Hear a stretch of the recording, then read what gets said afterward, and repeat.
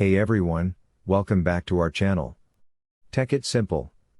Today, we've brought you a brand new video. We want to show you how you can log into your AT&T employee account. So, without any further ado, let's get straight into the tutorial.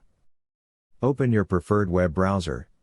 In the address bar above, type AT&T employee login. After you reach this type of interface, click the Login at an 8, which is the second option on this page. Remember this logo. Let's click here, and we will advance to this type of interface. For logging in, you can simply click on this button at AT&T Global Login. Enter your credentials. Type in your AT&T ID username or password, and click the Log On button. Thank you so much for watching, guys. We will bring more of this type of content in the upcoming days. So make sure to hit the like button. Also, do not forget to subscribe to our channel and set the bell icon so you never miss an update.